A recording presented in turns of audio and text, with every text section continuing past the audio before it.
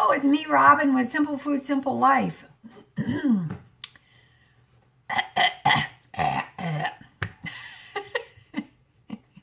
Don't you get tired of hearing me clear my throat?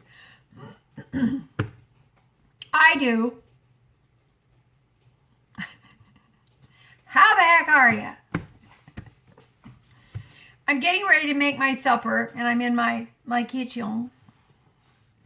And so I just wanted to share with you what I'm going to have for my supper. And then you can tell me what you think, okay? I haven't actually made it yet, but I'm going to show you how I'm going to do that. So stick with me. You don't want to really miss this. Okie dokie, this is going to be my supper. This is a Jack's Original Thin Supreme Pizza made with real cheese. Yes, yes it is. Now, I got this pizza on sale for, I don't know, $2 and something a while back. It's been in the freezer. It weighs 15.5 ounces. Heaven forbid that they take it up to 16 ounces. That could be catastrophic for their bottom line, I'm telling you. Now then, are any of you familiar with the old Jack's pizza? You know those pictures always look better than they are in person. I was just kind of curious. Jack's, it says a family favorite since 1960. I looked up Jack's because I'm always curious. I have a curious nature about myself. So I looked up Jack's. Jack's was originated in Wisconsin. I don't know if you have it in your area or not. It was originated in Wisconsin, and it was actually started in somebody's garage. And one of the pizza features of Jack's is that a lot of their pizzas are thin crust, which I really prefer a thin crust. So, now then, another favorite pizza when my kids were young, one of the great frozen pizzas they loved was a Tombstone pizza. I don't know if you've ever heard of that or not. That originated in the 1960s from Wisconsin also, and it was originated in a tavern called Tombstone because the tavern was located across from a cemetery. Now, there's other, I'm sure you probably have some in your area that are originated pizza of some kind or another. But here's the thing about the pizza deal. Jack's was bought out in the 1980s, I believe. And it was originally purchased by Kraft. And then, of course, the brothers or whomever started it said no, well, they were out of it because they made their money. And Tombstone was also bought out by Kraft, as was DiGiorno and some other pizzas. Now, during, 2010, Kraft sold all of their pizza division. Yes, they have a pizza division. They sold that to Nestle. So Nestle owns Jack, Nestle owns Tombstone, Nestle owns DiGiorno. Well, Nestle, I suppose, practically rules the world and owns almost everything when it comes to your food. So, this is the Jack's Original Thin Pizza. Now then, I wanted to point this out to you because inevitably somebody somewhere would say something about it. It says on the back, it's got the ingredients, etc. But it does say, here it is. It says, oh, and this comes from, it's distributed by Nestle USA Inc., Solon, Ohio, yes.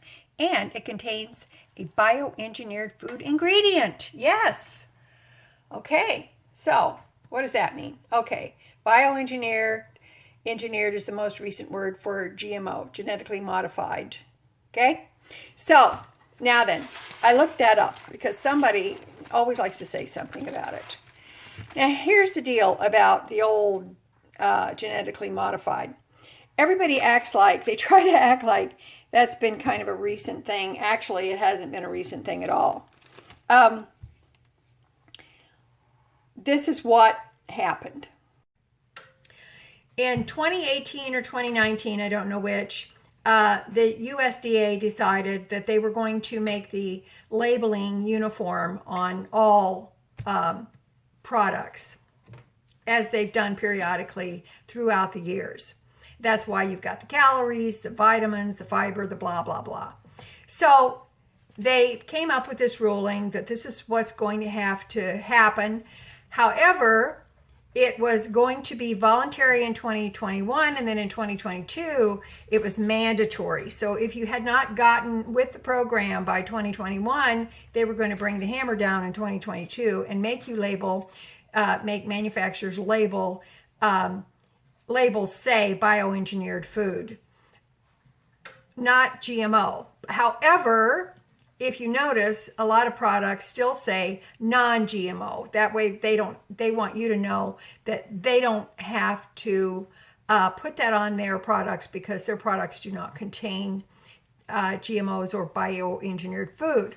So I hadn't noticed bioengineered food on the ingredient labels before because it didn't exist.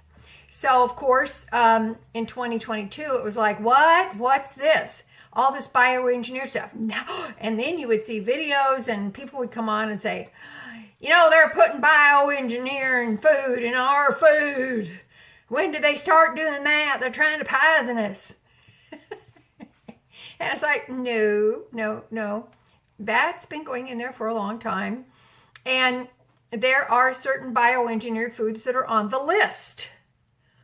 There's a pretty extensive list of bioengineered foods. So let's say, for example, if you're eating a food that contains canola oil, or you are using canola oil, which everybody likes to use the canola oil, it's bioengineered, okay? And so I did a little research, and that's what it is. So 2022, it became mandatory, and manufacturers whose bottom line was like 2 point something million in sales or whatever, were required to do it. Any manufacturing of food below that benchmark they weren't required to put that on their labels. Others that are not required to put it on their labels are those who fall under the auspices of the organic food guidelines, and also restaurants. If you're going through the drive-through, they don't have to divulge that they have bioengineered food, or that they're cooking your fries in bioengineered food. They don't have to do that. And potatoes are one of the things that come under the heading of bioengineered food. Others, like apples, things like that, there's certain type of apples, for example, that come under that heading. So it pays to do your research. It's nothing new. It's just that the labeling has changed. Okay? So yes, Jack's Pizza has bioengineered food in it. Why? Because it says on the label that it's got wheat, it's got soy, it's got whatever, soybean oil, whatever it's got in there. It has it in there. So do your research. Now then, I will put a link in the description box to a very good article. It is by Seyfarth.com, Seyfarth, and I'll put a link to that in the description box below, and you can go there and you can find out all the details. Plus, they have links to the original USDA documents, all of that other stuff, if you want to wade through the minutia of all that.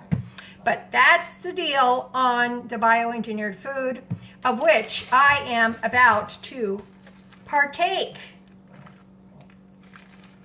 Because I'm hungry. Now, why am I making this Jack's Pizza? I'm making the Jack's Pizza because it was in the freezer, because I'm tired. I don't want to cook anything, and I can probably eat twice off this. This is actually supposed to feed 3 people. I suppose it gives them 2 pieces apiece. I have no idea.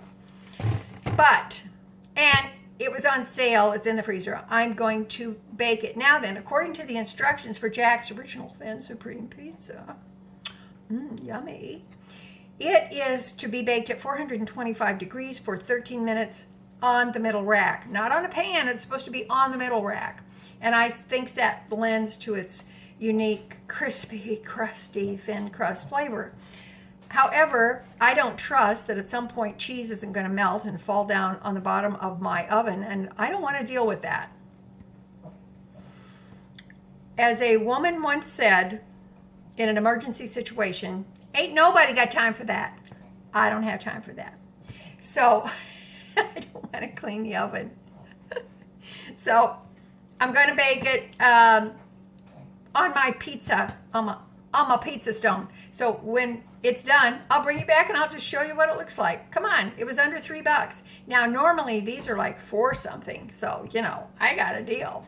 All right, we'll be back and I'll show you what it looks like. Okay, as it is with all frozen pizzas, they come on a cardboard circle, which sometimes I would save this cardboard circle. Depends on if I had to use my pan again and I needed a place to put the cooked pizza, but today I probably won't.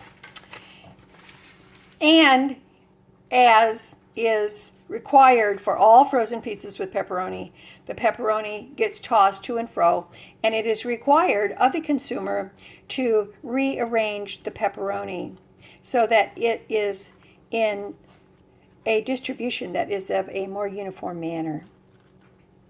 Now, I do have some dollar pepperoni from Dollar General, and I thought about putting some of that on, and then I thought, I don't want to. I don't want to waste my pepperoni because, after all, this should be everybody's dream of a supreme pizza.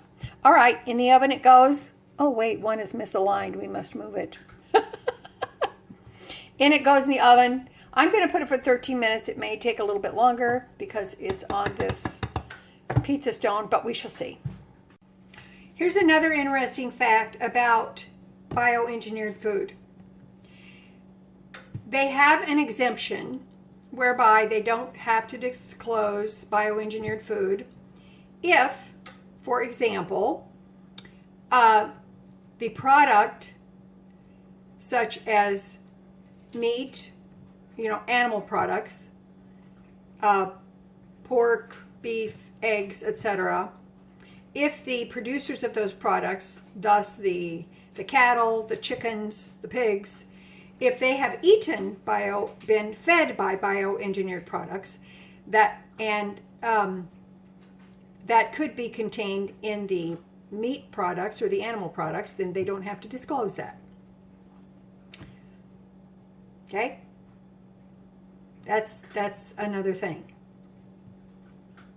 which I thought was kind of interesting.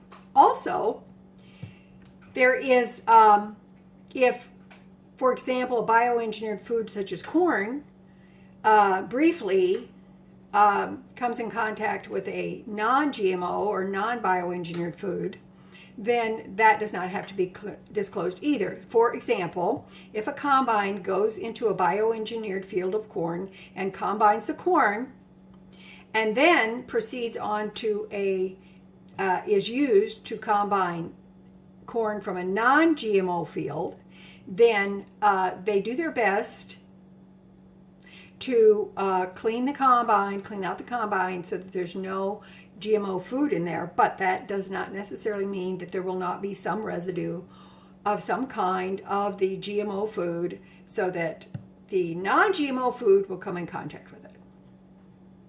Okay? Kind of like, but they don't have to disclose that. It's kind of like when you see on the labels of gluten-free, or you think something is gluten-free, but it says on the label, or you assume it's gluten-free, but it says on the label that it was manufactured in a factory with wheat, okay, with gluten products. And so you cannot be guaranteed that it did not come in contact with gluten of any kind. So it's kind of like that. But they don't have to disclose that. They don't have to say, oh, this may or may not have come in contact with bioengineered food. So they're exempt from that, as well as animal products that have been fed and raised with GMO foods. Okie dokie, here's my Jack's Pizza. Thin crust, supreme. It's got pepperoni, sausage, bell pepper, and onion on it. It smells good. It looks delicious. It is a thin crust. And because I had it on the pizza stone, I baked it for 15 minutes at 425, not 13 minutes. So, okay, that's it for me tonight. I love you guys. You know I do. And as always, little is much when God is in it. All right? Okay, you take care, and I will talk to you later. Bye-bye.